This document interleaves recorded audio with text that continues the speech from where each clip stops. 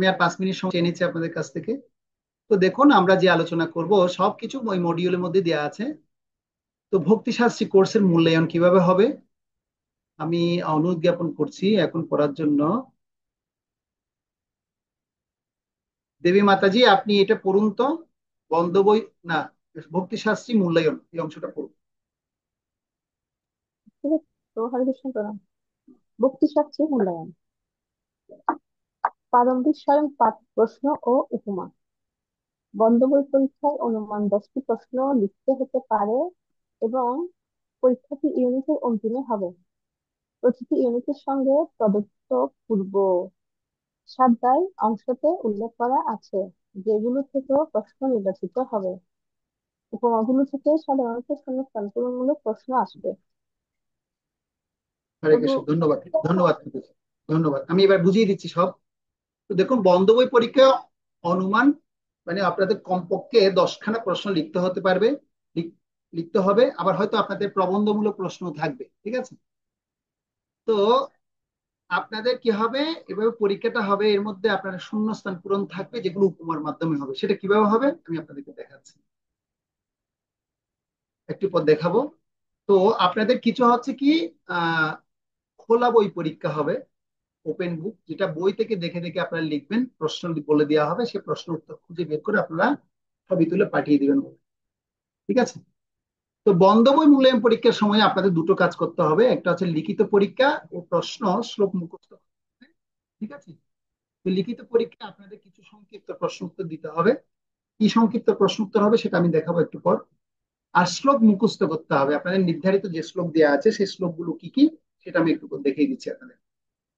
তো সেই শ্লোকগুলো আপনাদের মুখস্থ করতে হবে। আর প্রয়োজনে মানে কি করতে হবে আপনাদের, যদি মুখস্থ করতে না পারেন তাহলে আমরা যারা টিচাররা আছি আমরা আপনাদেরকে সহযোগিতা করব।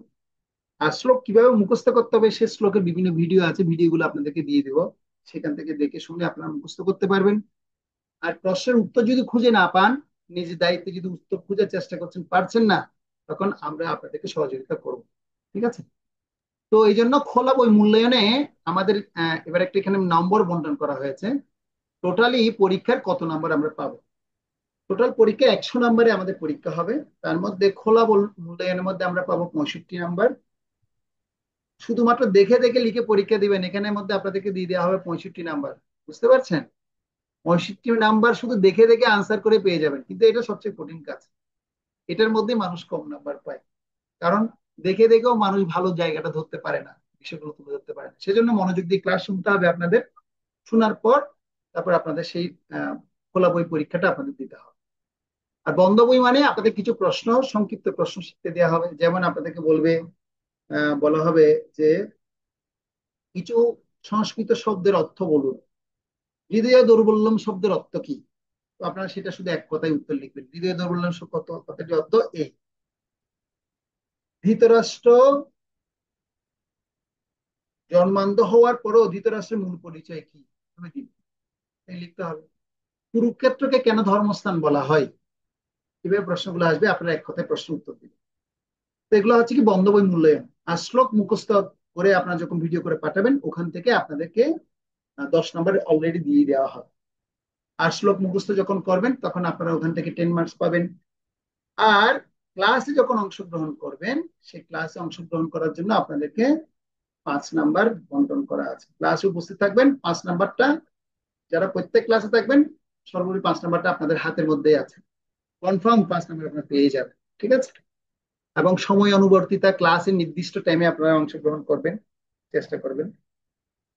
তো ভক্তিশাস্ত্রী সার্টিফিকেট আপনারা পাবেন কখন পাবেন?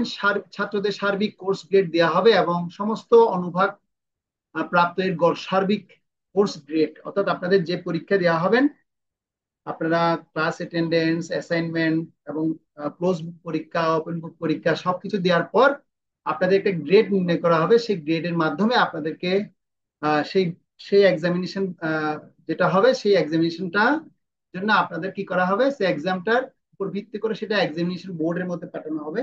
আর সেই বোর্ড নির্ণয় করে আপনাদেরকে সেই পার্সেন্টেজের উপর আপনাদের মার্কশিট প্রদান করা হবে। তো মার্কশিটের মধ্যে আপনাদের কোনো নাম্বার লেখা থাকবে না, প্রত্যেকের নাম লেখা থাকবে। আর নম্বর এবং কি গ্রেড লেখা থাকবে সেটা বোর্ডের মধ্যে, বোর্ডের কাছে থাকে। সেই জন্য এটা একটু আপনারা যত্ন নেবেন এই জায়গায়। ঠিক আছে?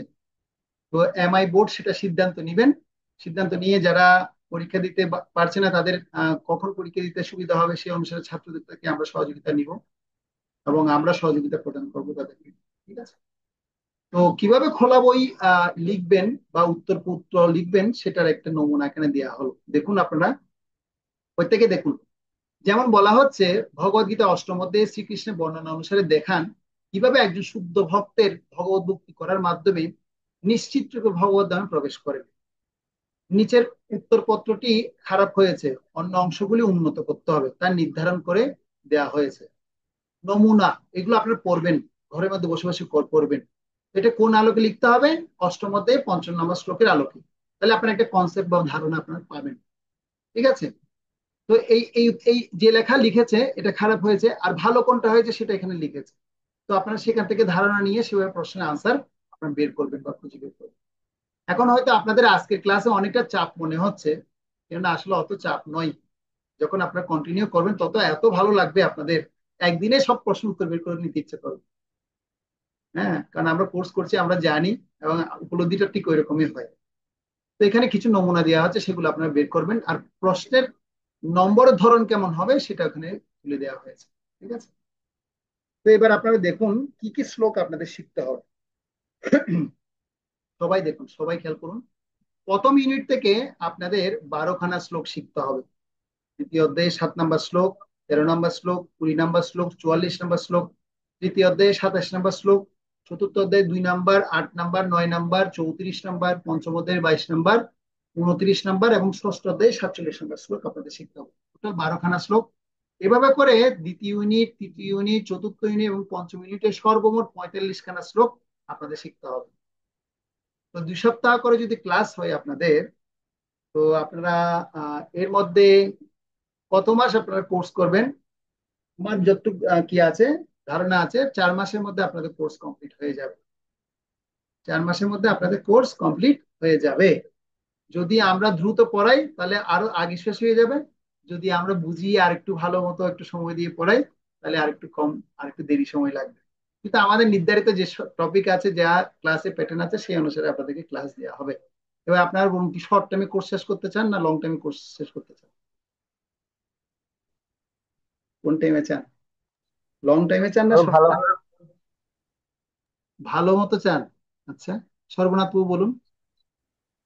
প্রভু, আমার মনে হয় লং টার্ম হলে ভালো হয়, কারণ ব্যাপার হচ্ছে আমাদের টপিক গুলো ভালোভাবে বুঝতে হবে, তারপর পরীক্ষা দেওয়ার ব্যাপার আছে, সব মিলিয়ে এখানে সব অনেকের ব্যস্ততাও আছে। সো আমার মনে হয় লং টার্ম হলে ভালো হয়। ঠিক আছে। লং টার্ম থেকেও সবচেয়ে বড় বিষয় হচ্ছে ক্লাসে যখন উপস্থাপনা হবে, আপনারা শুধু আমাকে একটা বিষয় কি করবেন, আহ, একটু আমাকে রিমাইন্ডার দিবেন বা একটু মনে করিয়ে দিবেন কোন শ্লোকটা বুঝতে আপনার কষ্ট হচ্ছে। কারণ ভগবদ্গীতার প্রতিটি শ্লোক, যদি একটা শ্লোক যদি বুঝতে না পারেন এর পরের শ্লোক ধরতে পারবেন না। এটা এত মানে রহস্যময় ভগবদ গীতা। এই ভগবদ্গীতা এত রহস্যময় যে আপনি একটা শ্লোক পড়ানো হচ্ছে, পরের শ্লোক কি বলছে সেটা যদি আগের শ্লোকটা যদি না বুঝেন তাহলে সম্ভব না। সেজন্য প্রত্যেকের কাছে আমার ব্যক্তিগতভাবে অনুরোধ কি থাকবে, অনুরোধ থাকবে, আমরা প্রত্যেকেই ক্লাস কি করবেন, একদম অপারক সত্ত্বে ক্লাস মিস করবেন না, মিস করার কোনো দরকার নেই। হয়তো আপনি কি করতে পারছেন না, হয়তো আপনার একটু অসুস্থ, জ্বর, কিন্তু আপনি স্বাভাবিকভাবে স্বাভাবিক আছেন, তারপরে আপনি ক্লাস কখনো মিস করবেন না। ওই জ্বরের মধ্যে বসে যাবেন ক্লাস করতে। আর যদি না করতে পারেন তাহলে আপনি রেকর্ড শুনে নেবেন। কিন্তু সমস্যা হয় কি জানেন, আমি নিজে অনলাইন কোর্স ক্লাস করছি, আমার উপলব্ধি বলি আপনার, যেদিনে ক্লাসটা মিস হয়ে যাবে এর পরের দিন রেকর্ডিংটা শুনবো বলে এটা ধরে নিই, কিন্তু আর রেকর্ডিং শোনা হয় না, আর রেকর্ড শোনা হয় না। এটাকে আপনি ব্যালেন্স করতে চাইলে আর পারবেন না, সেটা সম্ভব না। তো সেজন্য এটা একটু সবাই মাথায় রাখবেন। ঠিক আছে? তো এই হচ্ছে আমাদের পরীক্ষা পদ্ধতি, পদ্ধতির কথা জানানো হলো আপনাদেরকে। আরেকটা বিষয় আছে, এটা একটু শেষ করে দিই। এই শ্লোকগুলো আপনাদের প্রত্যেককে শিখতে হবে। এই শ্লোকগুলো প্রত্যেকে শিখে আপনারা আপনাদের দায়িত্বে আপনারা কি করবেন, শ্লোকগুলো দিয়ে দিবেন, 45খানা শ্লোক। আর কিছু উপমা আপনাদের শিখতে হবে। এটা হচ্ছে ভগবদ গীতার প্রথম ইউনিট, প্রথম অধ্যায় থেকে ষষ্ঠ অধ্যায়ে একটু রূপরেখা দেওয়া আছে। এগুলো আপনারা আগামী ক্লাসে আপনাদের একটা কর্তব্য আছে সেই কর্তব্যটা বলে দিচ্ছি। আগামী ক্লাসে আপনারা যে ভগবত গীতা আছে আপনাদের হাতে, সে ভগবত গীতা ভূমিকা এবং মুখবন্ধখানা পড়ে আসবেন আগামী মঙ্গলবার সন্ধ্যা 7টা থেকে 8টা 9টা অবধি যে 2 ঘন্টা ক্লাস হবে, সেখানে আমরা শিল প্রভুপাদের ভগবত গীতার ভূমিকা এবং মুখবন্ধ নিয়ে আলোচনা করব। এত গুরুত্বপূর্ণ টপিক ওখানে আমরা পাবো, সেগুলো আপনারা আগে কখনো কল্পনা করেননি। মানে এত নির্যাস সেখানে রয়ে গেছে প্রভু, আমরা তো আগেই বুঝতে পারিনি। হ্যাঁ, এটা কোনো লোভ দেখানো হচ্ছে না। এটা যখন ক্লাস করা হবে তখনই আপনারা বুঝতে পারবেন ব্যাপারটা কি। তো সেটা আপনার পড়ে আসবেন, আগামী ক্লাসে পড়া রইলো আপনাদের ভূমিকা এবং মুখবন্ধখানা পড়ে আসবেন। যে যখনই সময় পাবেন পড়তে শুরু করুন এখন থেকে, একদম ভগবদ্গীতা প্রথম পৃষ্ঠা থেকে পড়া শুরু করুন। ঠিক আছে, ভূমিকা এবং মুখবন্ধ আপনারা পড়ে আসবেন। তো এবার আমি আপনাদেরকে দেখাতে চাই যে প্রশ্নপত্রগুলো কেমন হবে, প্রশ্নগুলো কেমন শিখতে হবে আপনাদের। কিছু মুখস্থ করার কথা বললাম আপনাদেরকে। তো আপনারা এই যে মডিউল দেওয়া হয়েছে, মডিউলটা আপনারা সবাই খুলে দেখবেন। ওখানে কিছু সংক্ষিপ্ত রূপরেখা দেওয়া আছে। প্রথম অধ্যায়ে কি কি আলোচনা হবে, দ্বিতীয় অধ্যায়ে কি আলোচনা হবে, তৃতীয় অধ্যায়ে কি আলোচনা হবে। এই যে এখানে বলা হচ্ছে যে যোগশিরি কর্মকাণ্ড কি, জ্ঞান কর্মযোগ কি, জ্ঞান যোগ কি, অষ্টাঙ্গ যোগ কি, পরমাত্ম উপলব্ধি কি, ব্রহ্ম উপলব্ধি কি, ভক্তি যোগ কি, এগুলো আরো মানে আপনি ব্যবহারিক ভাবে বুঝতে পারবেন বিষয়গুলো। এবার দেখুন, এই যে একটা প্রশ্নপত্র ধরন দেখাচ্ছি, এটা সবাই খেয়াল করুন। এই যে প্রশ্নগুলো দেওয়া আছে দেখতে পাচ্ছেন সবাই, আমাদের স্ক্রিনের দিকে থাকান। ধৃতরাষ্ট্রের উচ্চারিত মামকা শব্দের তাৎপর্য কি? এই প্রশ্ন উত্তর আপনি কোথায় পাবেন? প্রথম অধ্যায়ে 1 নম্বর শ্লোকে পাবেন। তো আপনারা এইভাবে খুঁজবেন, খুঁজে প্রত্যেক প্রশ্নের আনসার গুলো নিজেরা ব্যক্তিগত সময় নিয়ে বের করে নেবেন। তো সেটা পরীক্ষা কখন হবে? আমরা যদি চাই প্রথম অধ্যায় কমপ্লিট করে একটা একটা পরীক্ষা নিতে পারি, আর আমরা যদি চাই ষষ্ঠ অধ্যায় কমপ্লিট করেও পরীক্ষা নিতে পারি। এটা পুরোটা আমাদের এমআই ডিপার্টমেন্টের উপর নির্ভর করছে। তো আপনারা যদি প্রথম অধ্যায় শেষ করে ফেলেন তাহলে প্রথম অধ্যায় পরীক্ষা হয়ে যাবে। কিন্তু প্রতি অধ্যায়ে যদি একটা একটা পরীক্ষা হয় তাহলে আপনাদের পরীক্ষা দিতে হবে 6খানা। আর যদি প্রত্যেক চ্যাপ্টারের যদি 6টা চ্যাপ্টার যদি একত্রিত করে পরীক্ষা দিতে হয় তাহলে পরীক্ষা দিতে হবে 1খানা, মানে একটা পরীক্ষা দিতে হবে। এবার আপনারা বলুন, পরীক্ষা কি 6টা দিতে চান না একটা দিতে চান? তবু একটা। একটা। বলছে একটা দিতে চাই, একটাতে পরিশ্রমটা আরো বেশি হয়। ঠিক আছে, তাহলে আমরা চেষ্টা করব। আপনাদের দেখুন প্রাধান্য দেওয়া হচ্ছে আপনাদের অনেক বেশি। গোবিন্দ বিশেষজ্ঞ বলুন। প্রত্যেকটা অধ্যায় আলাদা আলাদা দিলে ভালো হয়। আচ্ছা, প্রভু বলছে প্রত্যেকটা অধ্যায় আলাদা আলাদা দিলে ভালো হয়। প্রত্যেকটা অধ্যায় আলাদা আলাদা দেওয়া হবে, কিন্তু প্রশ্নের প্যাটার্ন একটু ভিন্ন হবে। হ্যাঁ, রাজি তো? ঠিক আছে তাহলে। হ্যাঁ ওকে, প্রভু, ঠিক আছে। হরে কৃষ্ণ। এইবার আমরা আহ শেষ পর্যায়ে আসছি। এই বিষয়টা একটু দেখে নিন তাহলে আপনারা সবাই। তাহলে এইভাবে আপনারা প্রশ্নগুলো সবাই নিজ দায়িত্বে বের করে নেবেন। আরেকটা কাজ আপনাদের করতে হবে, যেটা হচ্ছে, দেখুন আপনাদের মডিউলের মধ্যে কিছু উপমা আছে। পৃষ্ঠা নাম্বার 24, 25, 25 নম্বর পৃষ্ঠায় দেখুন। এই উপমাগুলো কোথা থেকে দেওয়া হয়েছে? এই সমস্ত উপমাগুলো দেওয়া হয়েছে শিল প্রভুপাদের ভগবদ গীতার তাৎপর্য থেকে। ভগবদ গীতার তাৎপর্য থেকে এই উপমাগুলো তুলে দেওয়া হয়েছে। যে দ্বিতীয় অধ্যায়ের 1, 2, 17, 20, যেমন এখানে লেখা আছে, যে মানুষ ডুবে যাচ্ছে তার পরনের কাপড়ের প্রতি করুণা প্রদর্শন করাটা নিতান্তই অর্থহীন, তেমনি যে মানুষ ভবসমুদ্রে পতিত হয়ে হাবুডুবু খাচ্ছে তার বাইরের আবরণ জড়দেহটিকে উদ্ধার করলে তাকে উদ্ধার করা হয় না। তো আমি একটা কাজ করছি এখন, আপনারা দেখুন সবাই। এখন একটা কাজ করবো আমি, আপনাদের প্রশ্নপত্রের ধরন কেমন হবে সেটা আমি এখন দেখাচ্ছি আপনাদের।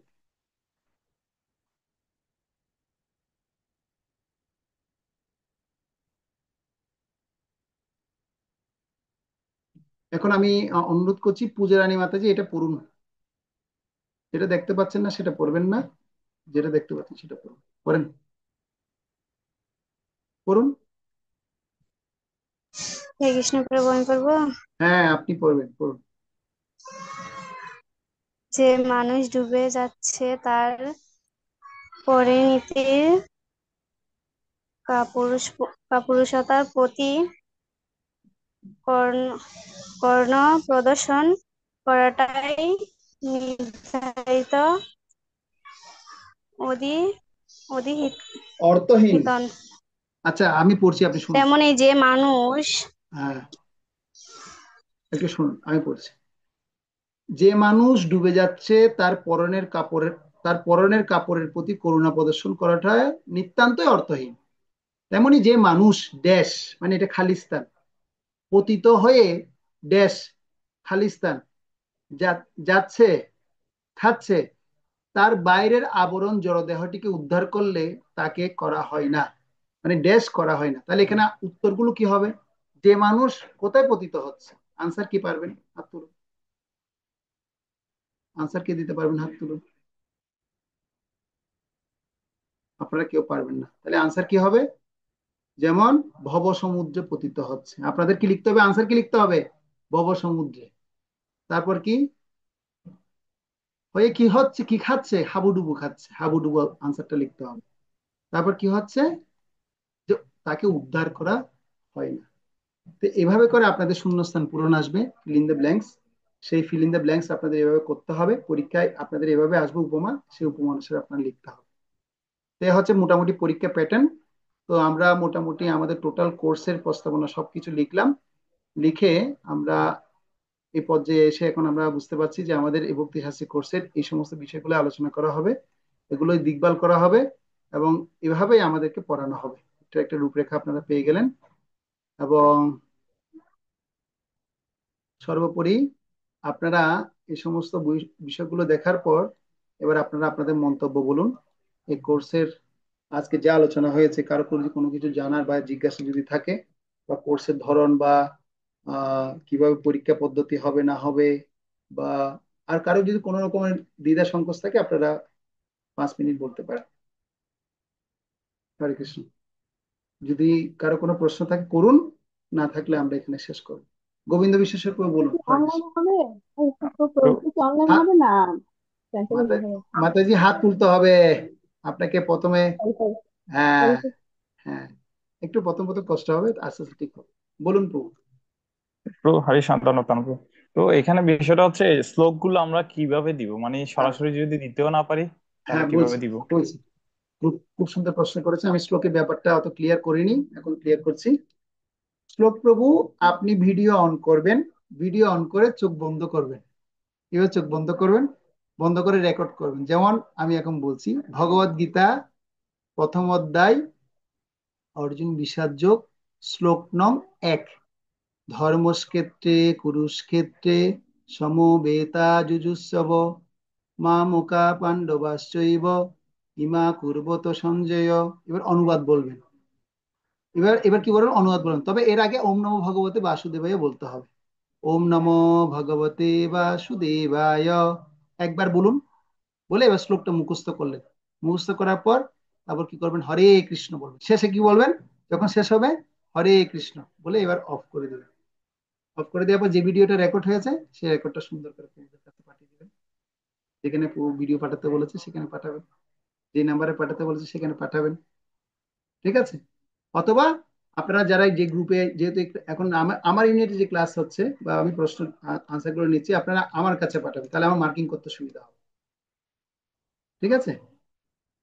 তো এটা আসলে শিপু আপনাদেরকে বলে দিবে কি করতে হবে। প্রভু, বিশেষজ্ঞ, ঠিক আছে?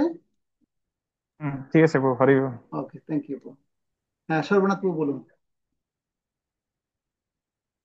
হরে কৃষ্ণ প্রভু, আমার আমার মনে হলো কোর্সটা খুবই মানে অর্গানাইজড, মানে যেভাবে আপনি প্ল্যান করেছেন। এখন প্রভু, আমাদের কি কোনো মানে আপনার কি কোনো এরকম উইকলি প্ল্যান আছে যে এই উইকের মধ্যে আমরা এই চ্যাপ্টার শেষ করব বা? হ্যাঁ, হ্যাঁ, খুব সুন্দর, খুব সুন্দর কথা। আমাদের উইকলি প্ল্যান আছে, যে আমাদের নির্ধারিত একটা কি থাকে, প্ল্যান থাকে, যে কমপক্ষে আমরা 10খানা শ্লোক প্রত্যেক ক্লাসে আমরা কি করব, আলোচনা করব, কমপক্ষে 10খানা শ্লোক। আবার যদি যে যে অনেক সময় হবে কি, একটা ক্লাসে 2টা শ্লোক দিয়ে শেষ হতে পারে। কারণ কিছু ক্লাস আছে, কিছু শ্লোক আছে যেগুলো শুধু একটা শ্লোকেই পুরো বিস্তৃত আলোচনা। আবার কিছু শ্লোক আছে যেগুলো শুধুমাত্র পড়ে গেলে হয়ে যায়, কেন কন্টিনিউ ওখানে আর বিস্তারিত বর্ণনা করার কিছুই নেই। আবার কিছু জায়গায় আছে ছিল প্রভুপাদের তাৎপর্যটা অনেক গুরুত্বপূর্ণ, তখন আমরা সেভাবে আমরা ফোকাস করি। খুব ভালো, আপনি বিষয়টা ধরতে পেরেছেন। তো আমাদের সবকিছু প্ল্যান করা থাকে, এটা হচ্ছে সব প্ল্যানের আমাদের কি আছে নির্ধারিত ভাবে তৈরি করা আছে এগুলো। এই যে আপনাদেরকে পড়াবো আমি 2 ঘন্টা, কিন্তু আমার ব্যক্তিগত পড়তে হয় 6 ঘন্টা। জানেন আপনারা সেটা? আমি পড়বো হচ্ছে পড়াবো 2 ঘন্টা, যারা টিচার আছে তারা জানে। যে কারণ এই আধ্যাত্মিক বিষয়টার জন্য আমি ইমোশনালি কিছু বলতে পারি না আপনাদেরকে। ইমোশন বললে কারোর হৃদয়ের মধ্যে সেটা প্রভাবিত করবে না। তো যারা আমাদের মন্দিরে আসে তারা দেখতে পাই আমি আজে বাজে সময় এদিক সেদিক দেওয়ার সময় থাকে না, শুধু বইয়ের পাশে বসে থাকি, বই নিয়ে বসে শুধু চর্চা করতে থাকি, কি পড়বো কি পড়াবো মানে কি প্ল্যান প্ল্যান থাকে আমাদের। তো সেজন্য এটাই নিয়ম, মানে আপনি 8 ঘন্টা ক্লাস দিতে গেলেও আপনার 4 ঘন্টার প্রিপারেশন নিতে হবে, এটা খুব দরকার। ঠিক আছে সোমনাথ বাবু, আর কিছু জানার আছে? থ্যাংক ইউ, হরে কৃষ্ণ। হ্যাঁ, দেবী মাতাজি বলুন। আচ্ছা, অন্তরঙ্গ নন্দসূত বাবু বলুন। ও হরে কৃষ্ণ, ধন্যবাদ প্রণাম। হ্যাঁ, ধন্যবাদ। ওই সুরেশ্বর বাবু তো বলছিলেন আর কি, ওই হোয়াটসঅ্যাপে ভিডিও কল দিয়ে দেওয়ার জন্য, তা কি এখন কি রেকর্ডিং করে পাঠালে হবে? যদি প্রভু দেখ, আপনি প্রভু বললেন যেহেতু হোয়াটসঅ্যাপে ভিডিও কল করে রেকর্ডিং আপনাকে মুখস্থ দিতে, আপনি কি সেভাবে পাঠিয়েছেন? হ্যাঁ আমি ওই প্রভুকে সরাসরি কল করে, হ্যাঁ। প্রভু বলছিলেন কল করে আমাকে এভাবে দিতে হবে চোখ বন্ধ করে। হ্যাঁ, তাহলে ওটাও ওটাও দিতে পারেন। ঠিক আছে, ওটা তো আরো ভালো, আপনার তো হয়ে গেছে। ঠিক আছে, আপনার চাপ তো আর নেই। আর যারা ভিডিও যদি যারা যদি মানে একটু কনফিউশন থাকেন, যে তারা এভাবে আমি যেটা বলেছি সেটা ও করতে পারে। যদি কোনো সমস্যা থাকে আর কি। হ্যাঁ, যদি সমস্যা থাকে তারা এভাবে করতে পারে। ঠিক আছে। ঠিক আছে, হরে কৃষ্ণ, প্রণাম। হরে কৃষ্ণ, হরে কৃষ্ণ, প্রণাম। হ্যাঁ, দেবী মাতাজি বলুন, কি প্রশ্ন?